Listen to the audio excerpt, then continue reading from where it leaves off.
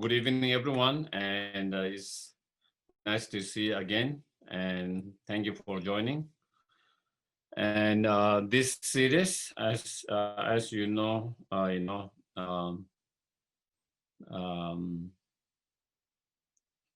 when Mary asked me what the topic is going to be, and I said this time the topic won't be what I decide or you decide. Maybe we should ask the community and send an email and what they want to what they want. And so I think I don't know, maybe 14 different requests, and very extremely happy. And so we try to kind of do that. And so I think today's topic, I think we combine two different requests. One uh, asks about joy, happiness, hope, topic on lighter side. And then another one asks maintaining joy while surrounded by suffering. So we try to kind of contain both those two requests in one this particular today.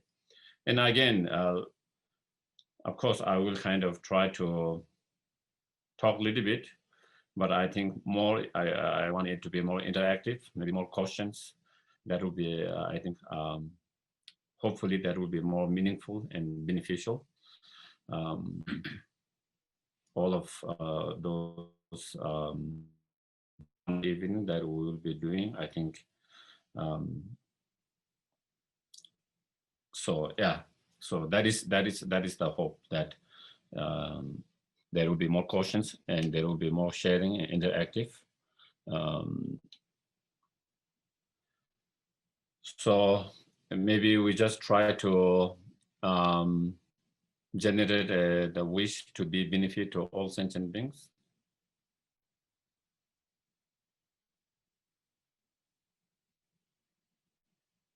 And wish to actualize our highest potential, fully awakened state.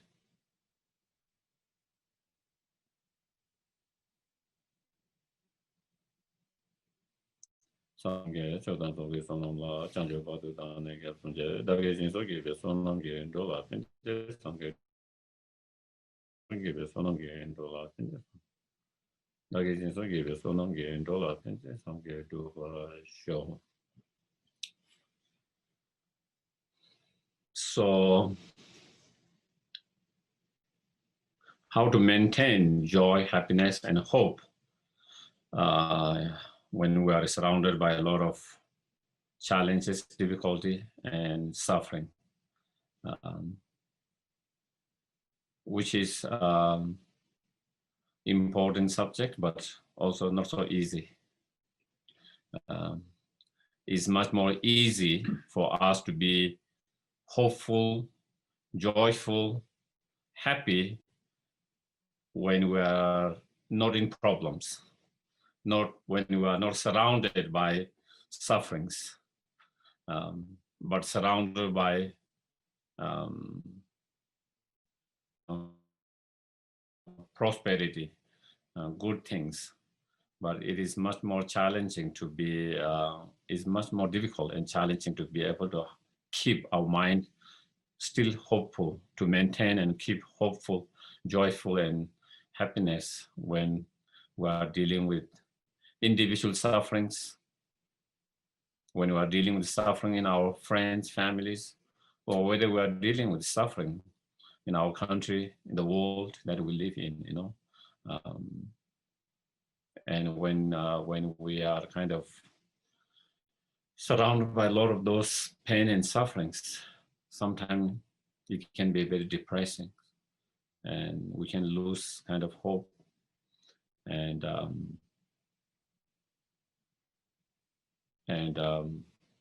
become kind of hopeless and easily give up and see things much more in negative way,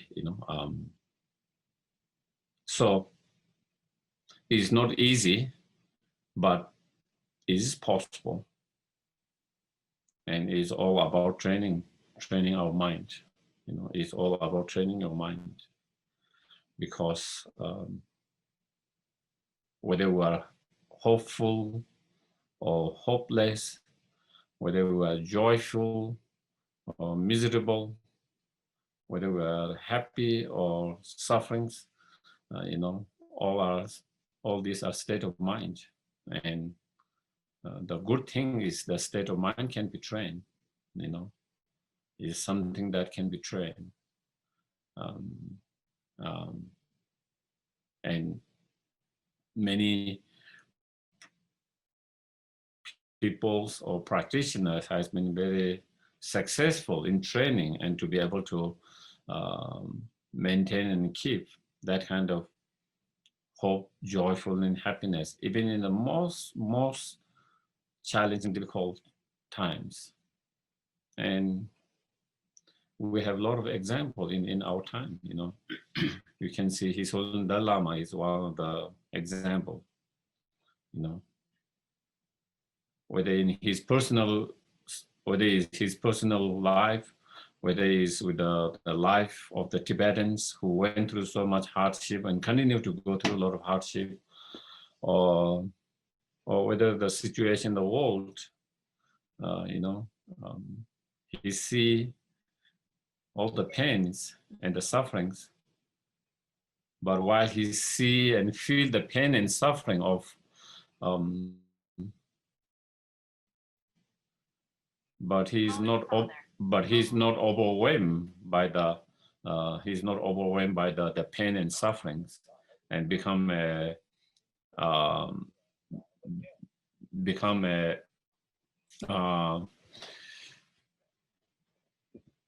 hopeless and miserable, and he is able to do that because of through his training of the mind, and so that is one thing I wanted to kind of remind, that is something possible. It's all about training our mind and putting the effort to do that. I personally find helpful to be more optimistic and more hopeful in those challenging times, whether it's a personal challenges, whether it's challenges or difficulties that you see in your friends, family, or be in the world, I find helpful to instead of focusing on that particular pain or sufferings or difficulty, challenge, but trying to open your mind to see bigger pictures,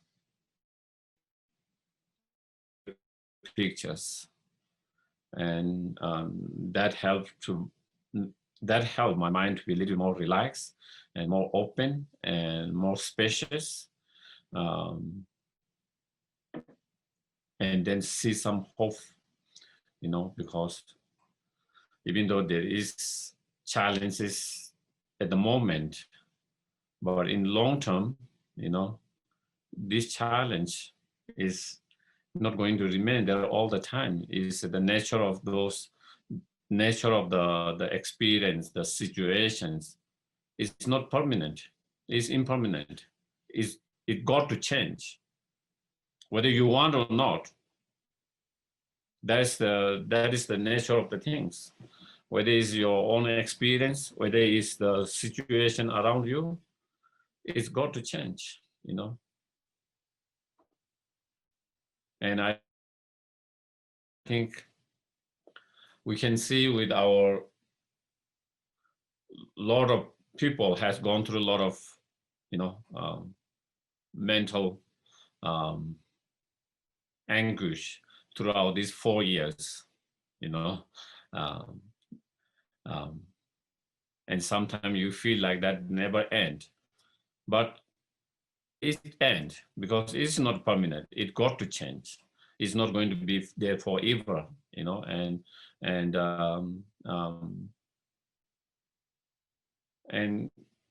same thing, I think um, even in our life, there are times when things are so bad, you feel like you can never come out of that, or you will never be able to overcome that challenge, that difficulty, that pain. But we have gone through many experiences like that. We are able to move um, beyond that and reach to a better place or overcome that challenge. And because it's impermanent, nothing is permanent. Because it's impermanent, so therefore, if we change the cause and condition, it got to change.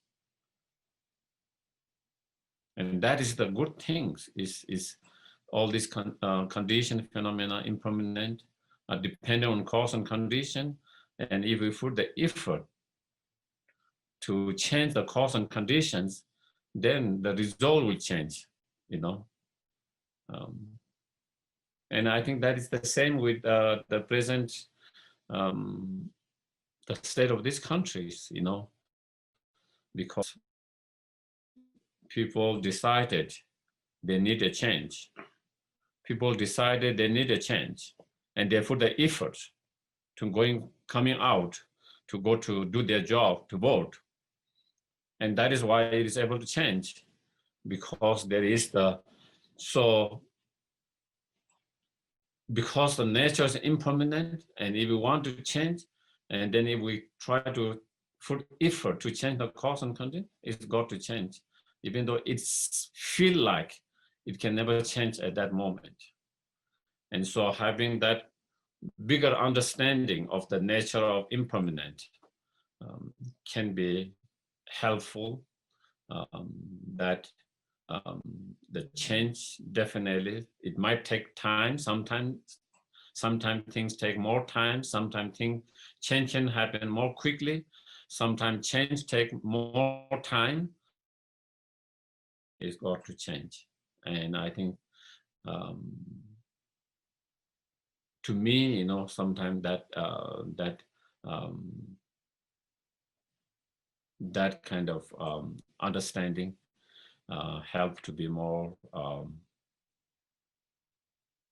hopeful and optimistic instead of hopeless and pessimistic, or um, easily kind of give up, um, when we are surrounded by pain and suffering and challenges. Um, and sometimes I think also it is helpful that we learn to appreciate and feel gratitude, and with every small happiness and goodness, joyfulness our life, you know. And if we learn to do that, we train our mind. And even though there are a lot of different challenges, pain and suffering, at the same time, there are also certain small good things, small joy, small happiness here and there. And if we learn to focus our mind towards that, then we will not be overwhelmed by the pain, the suffering, the challenges, but if we don't have that capacity to that, then all our mind get focused on that, whatever pain, whatever challenge, whatever difficult, and then our mind gets sucked up into that, and then it feel like you can't. It's like you have been sucked by a dark hole, and you can't see the light, and then everything feel like just a dark. Your mind is sucked up, whatever pain, suffering, challenges that we experience, we see, and I think, and we are unable to kind of not being suck about that because even though it is not all dark, of course, maybe there is more pain, but still there are some good things, positive, and sometimes we don't know how to direct our mind towards that because we are not trained to do that. And to train that, I do every day, we try to focus on the good things that is happening in our lives, small good things, small joy, you know. Maybe we have many big challenges, but at the same time, while we have many big challenges, at the same time, we have many good things happening every day. We have something on our plate. We have a shelter. We have a relatively quite good health, So every day, reminding ourselves and feeling grateful about that, joyful about that. And if we learn to that, then our mind get used to that. And then even difficult time, you just direct your mind to those small, that we take for granted every day and that we don't appreciate. Then we begin to appreciate, see the value, the appreciations, gratitude, and that your mind is that set, then even one set of your mind is kind of, kind of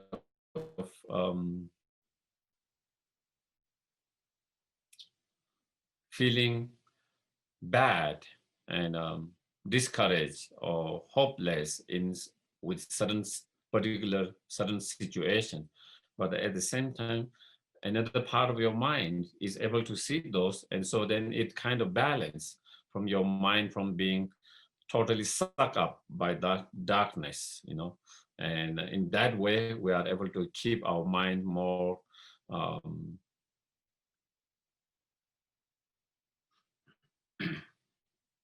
spacious, because more spacious, more open, and more hope, more joyfulness, and as His Holiness Dalai Lama has been asked during this, after this pandemic during different meetings that he had about this, dealing with this pandemic. And his advice to all of them is, looking the bigger pictures, the nature of samsara, we can't kind of, the nature of samsara is, some days are good, some days are bad. Certain years are good, certain years are bad. Some days we feel we have good health, some days we don't have good health. Some days we have better relationship, some days, some weeks, some months, we don't have such a good relationship. Some years, some decades, some centuries, some days, the situation in the world is better. In some case, in certain time, the situation in the world is worse. And that is the very nature of the samsara, then when we understand that, then we see, that is how it is. We wouldn't be so surprised and pain if it started to snow this time. It's supposed to be because sometime, or maybe next month, because that is winter, we are supposed to get snow and is kind of expected. If we don't get it, you will be surprised. And the nature of samsara is suffering, challenges, difficulties. If there's no challenge, if there's no suffering, you will be surprised. How come in samsara there's no pain, there's no suffering, there's no challenges? We'll be surprised. But when we don't understand the real nature of samsara, and we kind of forget what is the real nature of samsara, and when we try to look at samsara as a pure land, then of course when there is suffering, when there is a pain, when there is challenge, there will be surprise. And so I think, you know,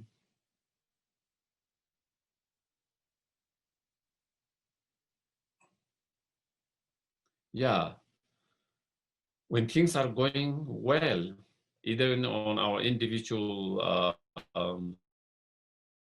in our families, friends, or within our country and world, we tend to grasp on that, and we want, and you know, almost whole as is a permanent, and we don't want, you know, kind of change. And then, you know, that's very unrealistic, very unrealistic. And I think so therefore understanding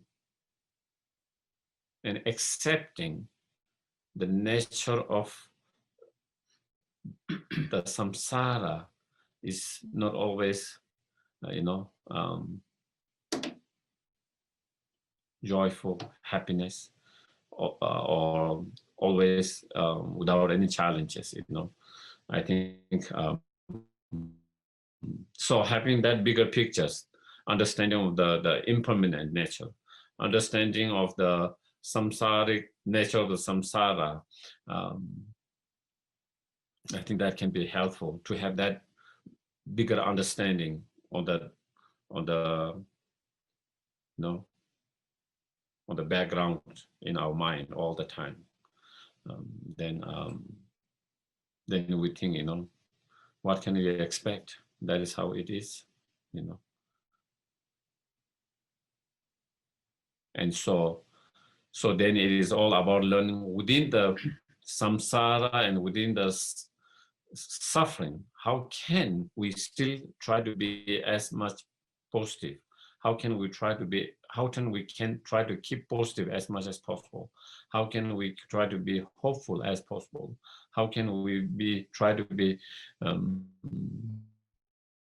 and happiness as much as possible? And then, you know, focusing also, you know, the good side, the positive side, the good side of our life, and within our family, friends, and country, the world, you know, that can give us more hope, joy, and happiness, you know. Because if we look even in the situation in these countries, you know, of course, like every countries in every in every culture, in every countries, there are good people, bad peoples, and that also change. You know, sometimes good people can become bad people eventually. Sometimes bad people can also become a good people. Again, good people doesn't always remain good all the time. Bad people doesn't remain bad all the time. All this could change. Our view could change due to certain circumstance in our life. Things could change, but generally and if we just focus on the bad side, then it can be very, very, you know, depressing and hopeless about whether it's about the country, about situations. But also if we focus, just as there are some bad people, there are so many good people, kind people, compassionate people, caring people. So we have to be able to focus there as well. So then we don't become totally, you know, kind of, when you focus too much on the negative side, then our mind can become really, really negative and dark. And I think, again, as I mentioned before, it's so important to learn, always looking for the positive side as well. And that requires training, every day, because our mind doesn't go that automatically that way. Our mind doesn't automatically get attracted to the positive things. Our mind automatically kind of get attracted to the negative things. And so to be able to, even there is a both negative and positive, our mind is attracted to a negative more automatically without much more effort. It's like some kind of magnet that pulls. On the positive side, we need to train our mind to focus and to direct towards the good things, to the positive things. And that need to be trained. And if we train every day to do that with small things, then eventually our mind get trained in that way. And even when there are a lot of challenges, a lot of pain, difficulties, still our mind is able to direct and focus on also the other positive sides, and thereby to be able to keep our mind more balanced and more spacious. And when you see that, then also it gives you some hope. It hope because you don't see everything is doom. You see there are some bad things, but at the same time there are so many other good things happening. And that on individual level, on a global level. And so I think that is, I believe that is very important.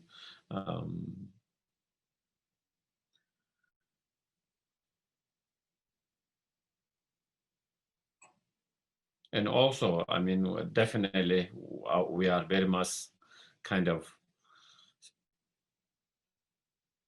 sucked by the news. And also the bad news attract more.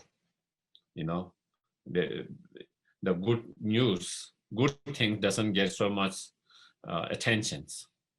And so therefore sometimes it feels like we hear only the bad thing, but there are so many good things that sometimes we don't hear so much. And sometimes, again, that can affect our mind, how we look and how we see the things and situations, and that could affect our mind state. Whether we become more positive and hopeful, or whether we become more negative and less hopeful, whether we become more joyful or more. If you see more positive, good things happening, your mind will be more joyful, more happiness.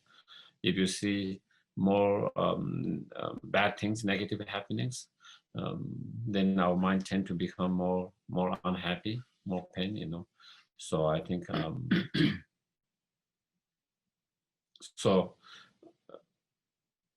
I believe that training your mind on every day that way to focus, to direct, training to direct towards all the small positive good things that is happening, whether with the individual or whether it's in the country, the global. Um,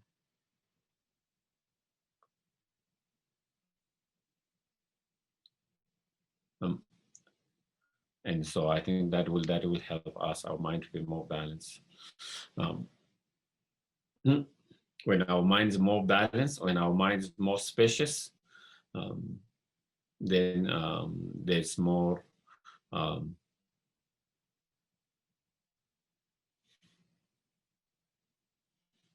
more space for the hope and joy and happiness to arise and to feel and to develop. Um,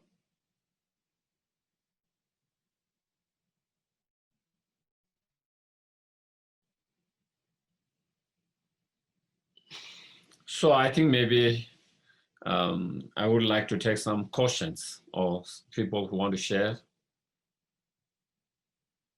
If they have any questions or if they want to have something to comment,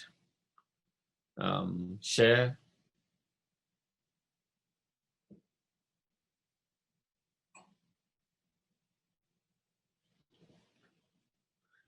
And you can write on the chat or you can unmute and ask directly.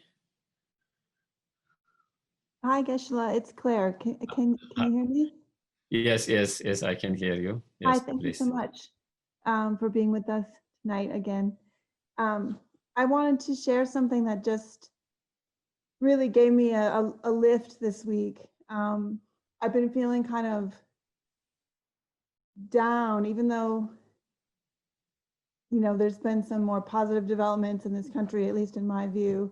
I was feeling kind of down this week because I realized that I wasn't talking to certain parts of my family, certain people who I'm fairly certain are not feeling very happy about the outcome. And I've just been reflecting how sad that is. And I'm sure I'm not the only one with that experience, but I was just feeling kind of sad about that and not knowing quite what to do. And then I got invited to a Zoom group and I just was able to join. And it was basically a group of people from across the country, about 30 people on the call, who were basically trying to teach each other, to offer each other insights and experiences about racism in their lives. About half the group is Black, half the group is white, and they were just directly sharing with a lot of vulnerability and honesty about race and class and their experiences of that in this country. And this is a totally locally organized thing. Nobody's getting paid, nobody's got an agenda. It's just people feeling frustrated with the environment and wanting to do something for themselves and for the community to just make it better by directly communicating. And I heard several of the white people say, hey, I'm in my 50s and I'm in my 60s, and everything I thought I knew about race and class is wrong. You know, like really offering this very deep honesty and looking at themselves in a new way and being willing to what they were calling to unlearn, not to learn something, but to unlearn what they thought they knew, is really very, very profound. And it was just very humbling. And like, I was so happy to finally join this group because they've been meeting for about 4 months, once a month, after the George Floyd killing. This man just organized it, took it upon himself, and he invited me, and I didn't join it until this week. So it just has really given me a nice lift and feeling of, and for me, it was reminding me of what you said about looking for hope, not just recognizing something that's obviously positive, but looking for hope, looking for reasons to feel positive about the future. And that was just really a great example for me to see, like we can create our own movements, whether they're in our families or in our communities, wherever we can do it. So anyway, appreciate you being with us again. Thanks. Thank you for sharing your experience. And yeah, I think as you said, you know, I think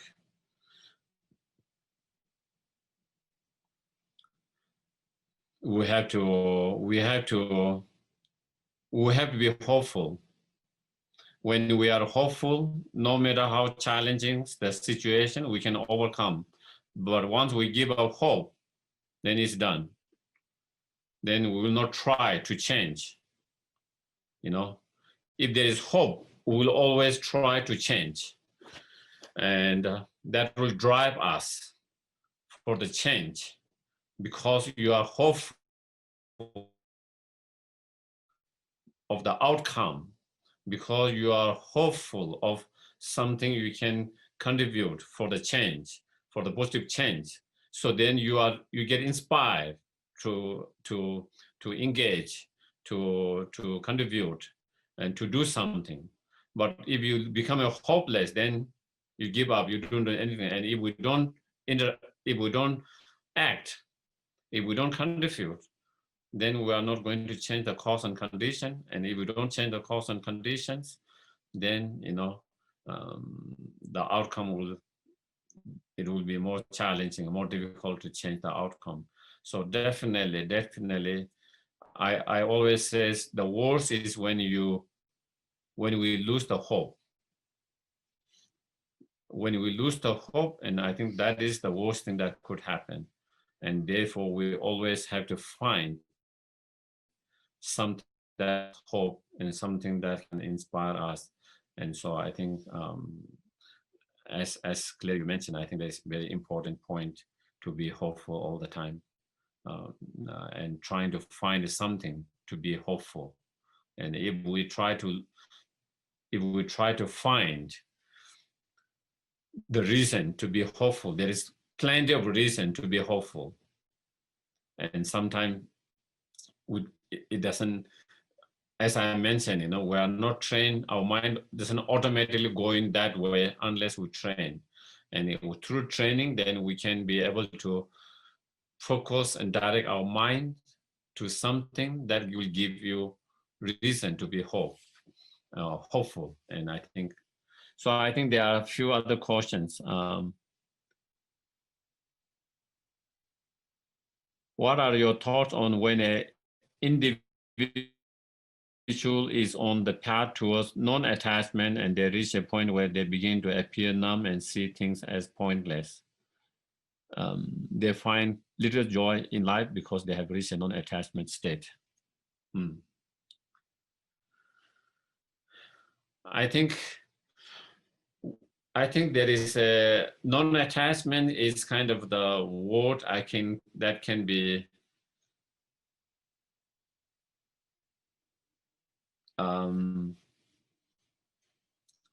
used in different ways.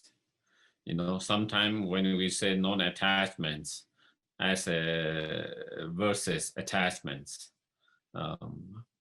that is positive. And so when you don't have any more attachments, then you don't get caught up. Your mind doesn't get caught up. And due to that, then, but non-attachment doesn't make you numb.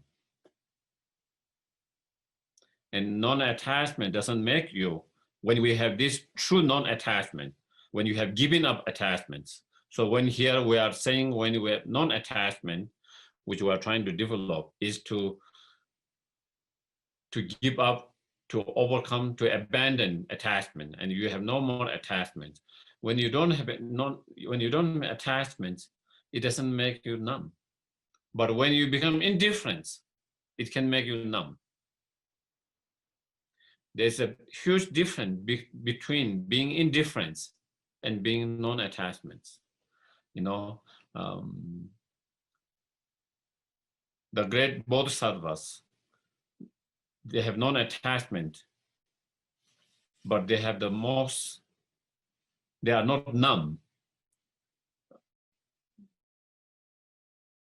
They feel the pain and suffering of all sentient beings. And they are actively engaged into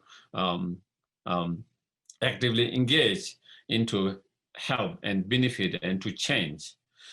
So therefore, true non-attachment doesn't make you numb. But I think sometimes we might get a little bit confused with maybe being an indifference. You become indifferent to people. We can become indifferent to situation. We can become indifferent to feelings, and that is very different from non-attachment. So that is my thought. That is my understanding. And when you have non-attachment, it is not just a, you know, not as just a small joy. You really find a great joy. You know, as Buddha said, the state of non-attachment or the state of the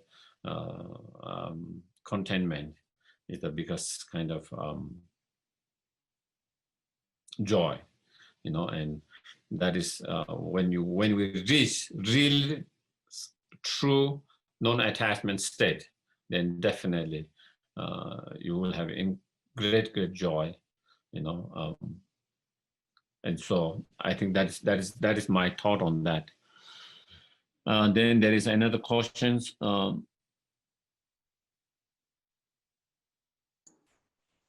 that's not a question. That was me just responding in the chat to. Okay. I apologize for that. I thought it was just put out to everybody.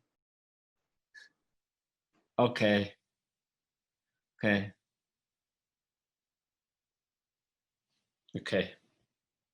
So any other one has any other questions, sharing with today's topics about hope, about joy, about happiness?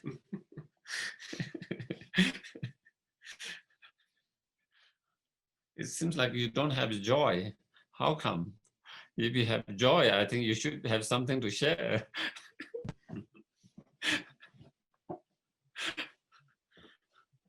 Oh, I guess maybe you all have. Rachel has a question.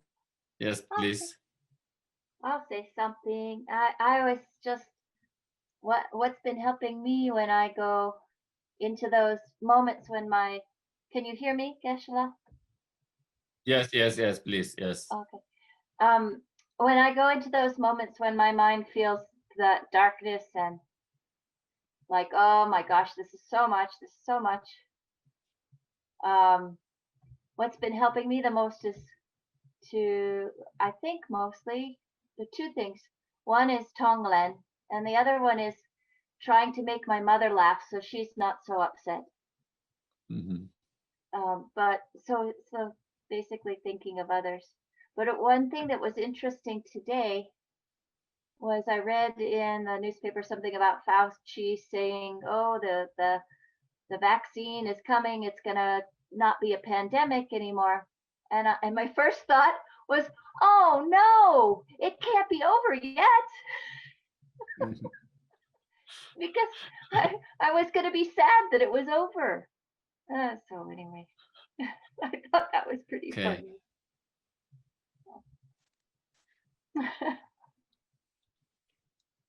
I kind of feel in some ways that I agree with you. In some ways, the pandemic is a suffering because it's restrained so much of our movement. But then there is this little discovery of, well, maybe it's kind of nice to be a homebody. Maybe it's kind of nice to have no excuse to go out and stay. You know, there was some hidden, I wouldn't say joys, but some hidden pleasures about the pandemic. So I guess that just goes to show if you are actively searching for something optimistic in a negative situation, you can find it. And I'm glad you found it in the pandemic a little bit, not to say, you know, we enjoy all the sickness and the, you know, of course not. But there was a certain serenity about staying at home. Yes. Yeah, I think while being aware of the pain and suffering that so many people are going through, you know, of course, we cannot become dumb and not feeling the pain and sufferings. Even we are not feeling ourselves directly, but so many people around the world, how much it has affected them, their life, in so many different ways, much more than, at least in my case, it's more than me. and you know, while being aware of that, but at the same time not allowing that to overwhelm you, you know, and not allowing that to be overtaken or overwhelm you. And I think while you are being aware of that, while you are mindful of that, understanding, realizing that, um, and so in order not to,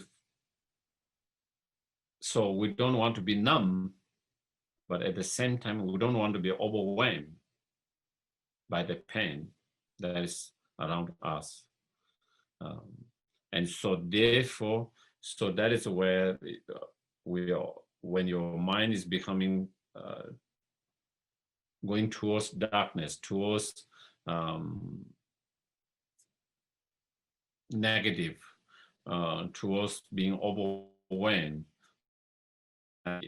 very crucial to kind of learn to direct our mind towards something goodness, something positive, that give hope, that you find hope in, and I think, yeah.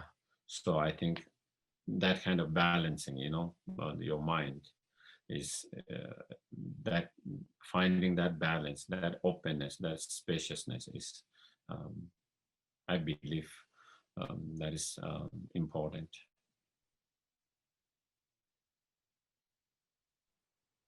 Yeah. May I? Yes, please. Oh, you. I think you had unmuted. Yeah. Yes, Jackie. Oh, so sorry. May I just add also, and I know it, we talk so much about it, but it happened to me that I was back and forth from the hospital, not personally, but people I know were sick. So it was interesting to see, those frontline workers and how they are, all the things you hear on the media is true. They're exhausted. They're just working such long hours. But because of their single-pointed concentration towards servicing others, they come in with such, good attitudes, so pleasant, so happy, so about other people. And it's an inspiration to watch them. It's a good inspiration. Yeah, absolutely. You know, I think I say, you know, those are, in our world, they are like a bodhisattvas to some extent. You know, like many of them, you know, they have options. Many of them who have already retired and they have option to stay home, but they volunteer to go in those difficult places where there is, and so they are sacrificing their own health and their own health, their own life. You know, is that they are not required to be there. You know, many of them have retired, doctors, nurses, and many others, but they're volunteers coming out of their retirement, volunteering and going into those places where it's most needed, most difficult, putting others' life before their life, putting others' health before their own health. And you see that all over the world, you know, and these are really another example to be hopeful, the positive of the humanity. You know, there are, just as there are some people who might not be as compassion kind, but at the same time, there are so many of them who are willing to risk their health, their life, for the better health and life of others. And it's all over the world. So it is good to remind ourselves that, you know, sometimes because we think, oh, these human beings are bad and this and that, because we just focus on some bad people and then we generalize everyone as being bad. And I think and then it can make us become a quite negative and depressing, actually. Yeah. So Any others more questions, sharing?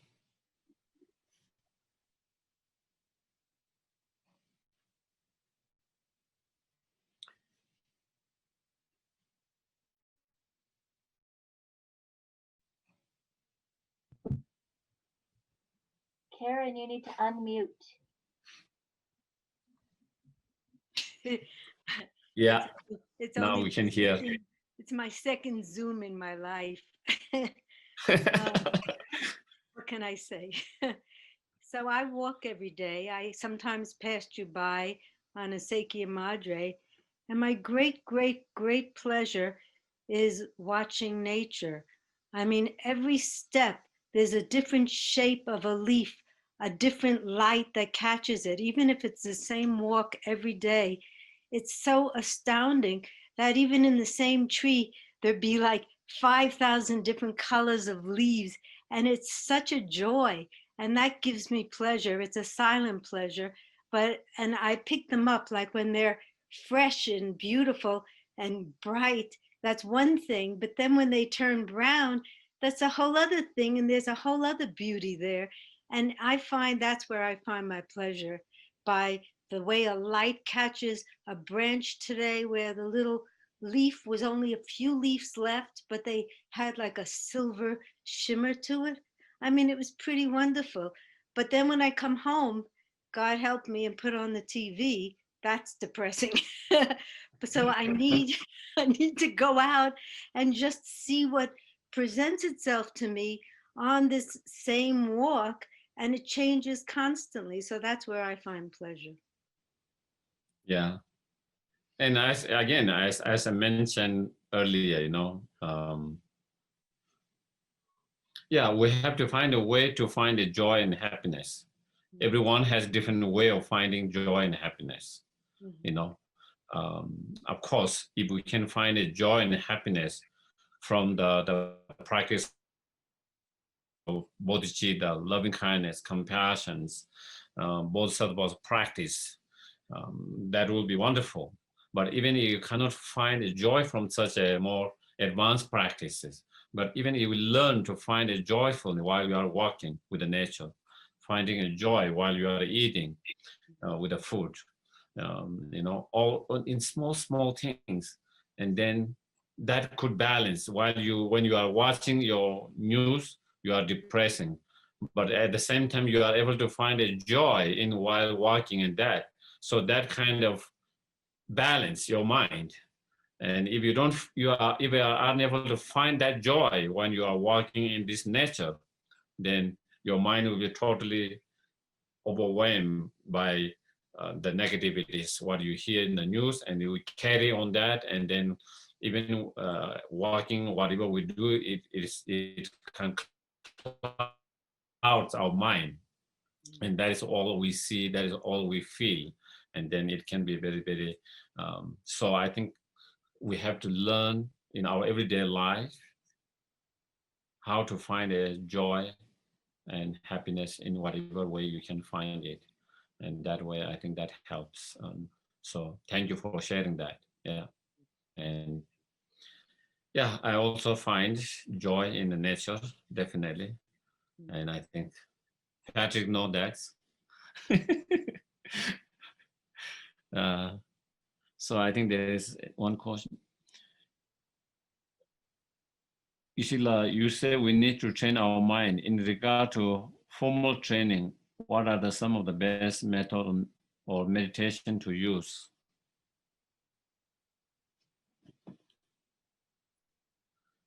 I think in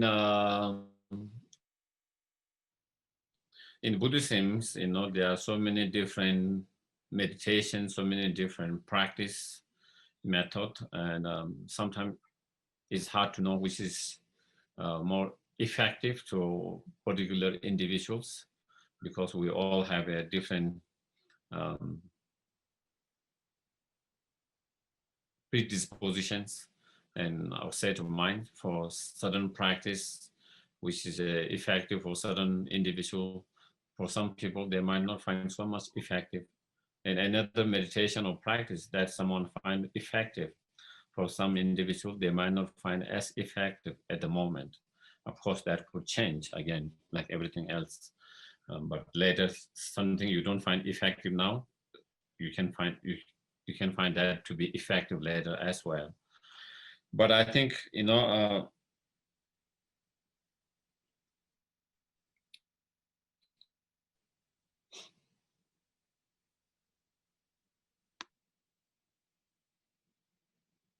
I think if we learn to kind of transform the sufferings or the problem or difficulty into the path, I think that will be one of the powerful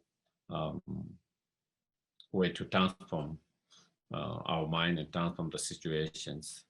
So something you feel problem, and through that outlook, through training your mind, you try to see something positive in that. And instead of seeing problem, then you see it as an opportunity. Instead of seeing as a obstacle, then you see it as a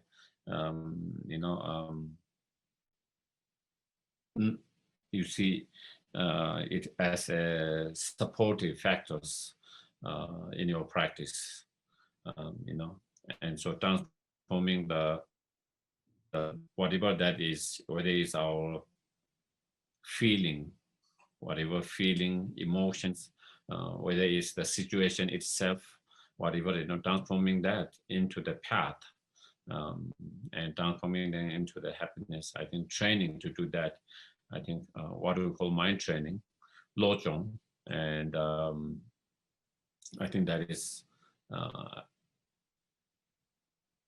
one of powerful and effective way to do that.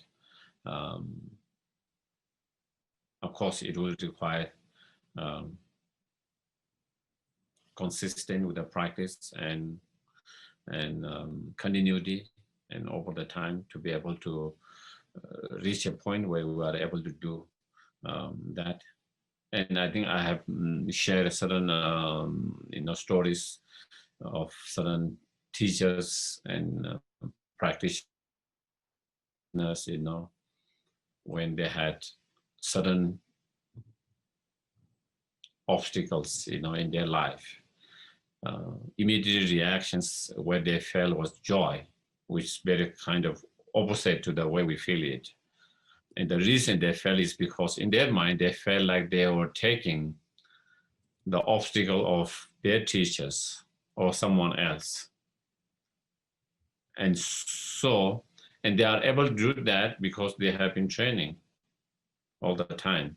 And because they have been training that, so that kind of response reaction comes spontaneous immediately. One teacher, he fall down, he banged his body and everything's. Normally you would be very upset, and but he felt very joyful and happy in that moment, because he felt like he was taking the obstacles of the life of his teachers on him. And there are some others who felt similar, when they have certain sickness, they had a certain sickness. And again, immediately they felt like, oh, that's good. Immediately they felt like it's so good that I'm able to take the obstacles of that person's or that teacher's. And they felt that is, so therefore they felt that is a worthwhile going through the hardship for a higher purpose. And because of that, even though there's physical discomfort, of course, when you are sick, there's a physical discomfort. While you have physical discomfort, but on emotion, mental level, there is joy, because they felt that was worthwhile, because it was, they felt like they were taking the obstacle of someone. Whether they really took it or not, that is something else. Whether someone can really do or not, that is something else. But in their mind, they felt that way. Because they felt that way, therefore they felt there was a meaning, high purpose and meaning. And because of that, they felt a joy, And so there are so many, you hear so many stories and of so many practitioners like that. And I think that was not like they had to think, they had to meditate. It was just a immediate kind of response.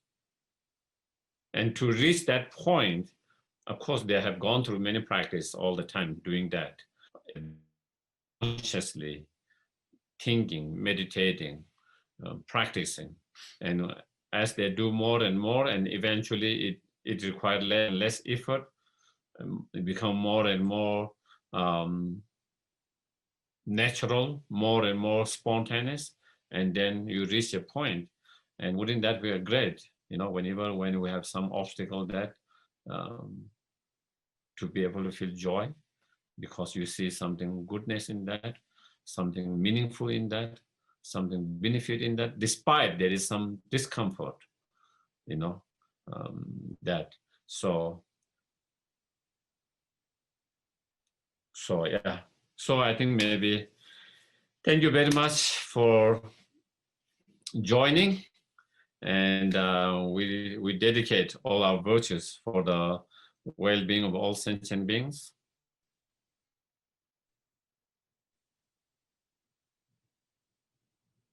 And for the peace, harmony, and happiness of all sentient beings.